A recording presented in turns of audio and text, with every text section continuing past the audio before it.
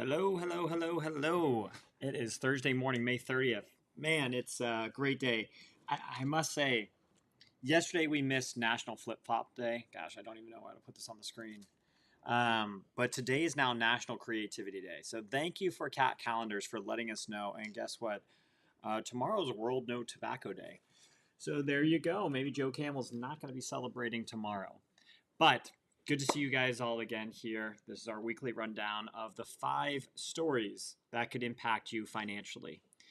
And today we're going to hop into a number of different stories, but we'll just give you a quick rundown and then we'll hop into how the market's going, our weekly poll question, and of course, we're going to close out with the 3 dad jokes. But our top 5 stories are mortgage rates are at their lowest level in a month. Okay, what does that actually mean for us? Can you not trust your kids with your inheritance? That's an interesting question. And how emotional is money to you? Finally, landlords challenge rent control in New York. And then we're going to close it out with how to avoid those dreaded tax hits when you're in retirement years and you're taking those required minimum distributions that Uncle Sam is going to force you to take at 73. So before we get into that, let's have a quick look at our weekly poll question. And so you can see this past week was Memorial Day, and that is a big moment for all of us. And in fact, our blog will be talking more about what Memorial Day should mean for a lot of us. And freedom is one of those things. So the question I pose to anybody out there is, what type of freedom are you most interested in? Is it your financial freedom, freedom from stress, worry, anxiety, or the freedom to be able to pursue your own dreams? Please let me know in the comments after this what is most important to you. All right, now a quick look at the markets, because as you can see, it's a lot of green. Green tends to be a good thing. And even that 30-year mortgage is starting to recede back to what it was at the start of the year. So that's always excited. When it comes down below 7%, it's weird that that's like the new perspective. But you can see across the 3 major indices, it ranges from 2% up to 14%, and then Bitcoin continues to crush it. All right, let's get right into now our top 5 stories. Mortgage rates at their lowest level in a month. And if you can see the visual here, you can see that there's a lot more to home ownership than the average person actually understands beyond just a mortgage. So I'll lay that out first. First, there's home insurance. Yeah, that's an important element because we can't predict natural disasters, and there's a reason why property insurance has increased over the last couple of years because there's been more natural disasters. That can be a sizable chunk. You then got the property taxes. Whether you fully own that home and have no mortgage on it or not, you are still paying for the property taxes. So always remember, you never really own your home because in the event you decide you don't want to be paying property taxes is the event that your home gets taken. Then you have just the traditional things like maintenance, improvements, utilities, the things that you try to budget for, but you don't really know when a water pipe's going to break or when you need new windows or a new roof, etc. And those things also eat up a sizable amount of cost for the average homeowner. But with that being said, we are now below 7% on our 30-year mortgage. And that is in thanks or not in thanks, whatever you want to view it as, it's because there's a decline in the US economy. And historical data shows that whenever the 30-year mortgage rate has dipped below 7% in the last 2 years, home buyer reactions varied. In November 2022, there was a surge of about a 4% increase in mortgage applications.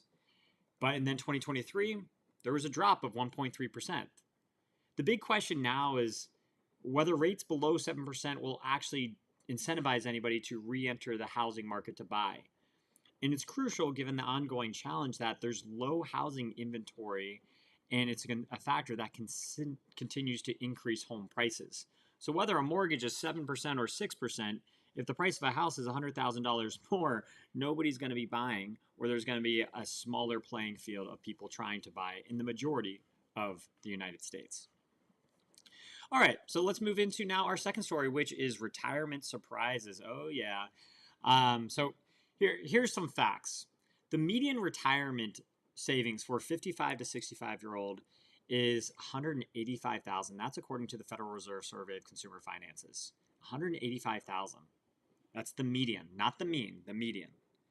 And 1 in 4 Americans told AARP that they have no retirement savings and don't expect to be able to retire. That's sad. And that's of people over the age of 50. It's different if you're like 20 years, like I've got no retirement savings. But if you're over the age of 50 and your retirement years are less than 15 years away, oh man, that's a scary idea. And then the third element is that the average 65-year-old can expect to spend $315,000 on healthcare. That's according to Fidelity, so another notable source. Nearly one quarter of people over 65 will have severe need for long-term care too. These are all scary facts to think about when it comes to your retirement. And if you're reading this or watching this or listening to this and you're not quite sure where you're going to go in your retirement years, please reach out to a financial professional to have a conversation because we want you to be in a strong financial position for those retirement years and not continuing to have to stress and work. All right, let's move on to our third story, which ties really nicely with that stress and work and all that stuff for the retirement years, is how do you emotionally respond to money? And this one motivated me to write about because more recently I was helping out a friend evaluate his financial situation. I ended up talking with another financial advisor about said friend. And the guy asked me how my friend emotionally responded to money. And many of us might think that, well, why does that matter? Money is just a physical currency. There shouldn't be any emotion tied to that. But the physical money you see is just the tip of the iceberg. We know 90% of the iceberg is below the water, right? And that the emotions that go into how you manage your money are the ultimate driver of your long-term financial success. As one CFP that I always talk to put it, the best investment is not necessarily the one that shows the highest long-term rate of return. It's the investment that our clients can stick with.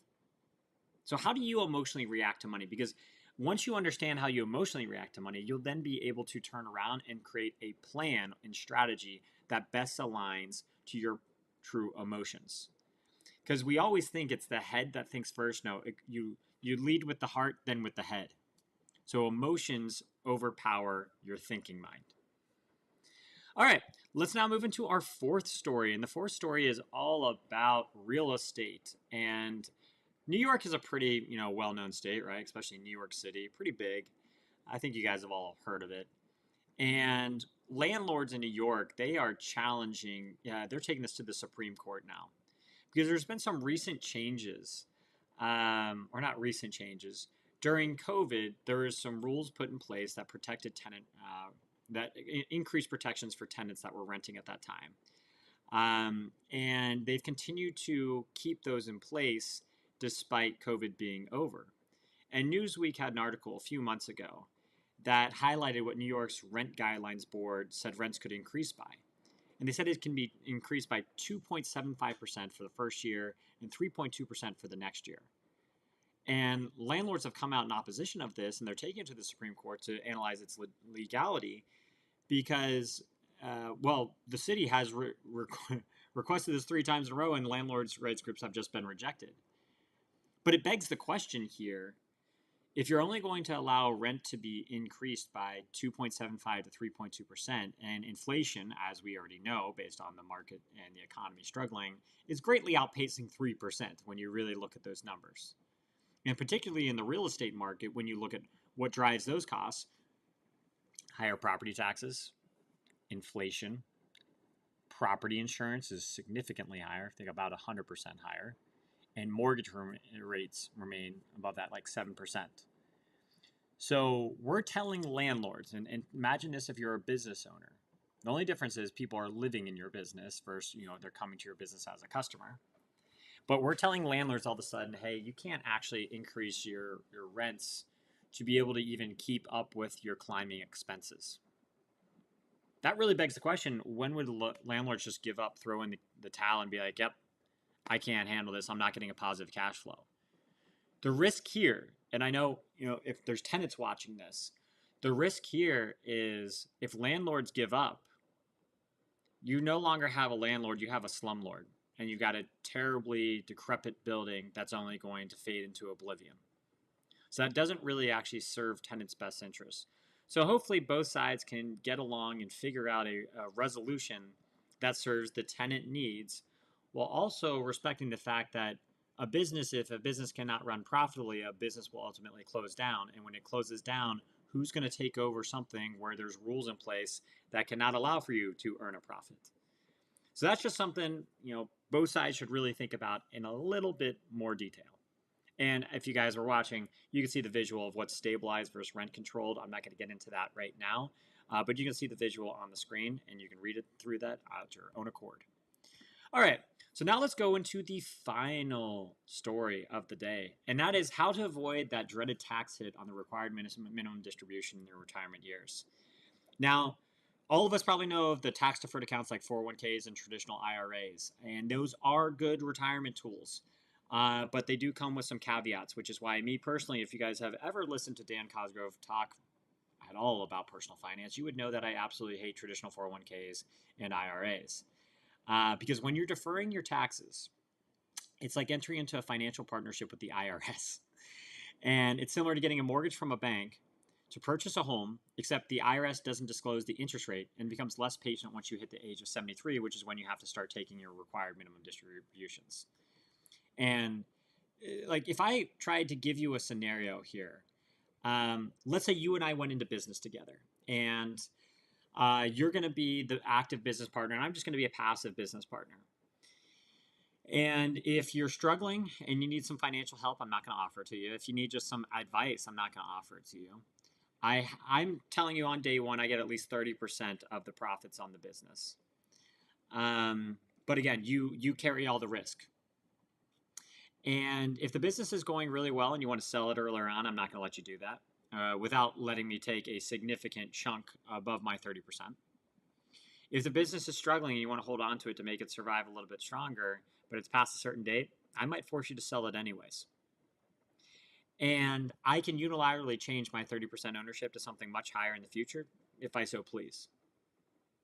That right there, my friends, is what I described as the 401k. And yet the majority of us believe that that is our number one source for our retirement years. That's a scary thing when you know Uncle Sam is your partner and you're already signing up to give away 30% of your profits with the ability for them to unilaterally change that to a much higher amount. And you also get none of that downside protection. So when your 401k drops 40%, like it has 3 times just since the start of 2020, Uncle Sam doesn't care. So really, I would strongly recommend reconsider some of your retirement vehicles. And again, like I mentioned in a prior news story, please reach out to a financial advisor. I'm a financial strategist, so I'm always happy to have a conversation with people and give you some direction. But there are some other strategies you could utilize to better mitigate your risk in your retirement years so that you can live with that comfort of knowing you're going to have your financial goal when you want it. All right. So that was our top 5 news stories. The only other story I'm going to do, I'm skipping this week on the 3, social posts, just for sake of time. So let's talk about instead Memorial Day.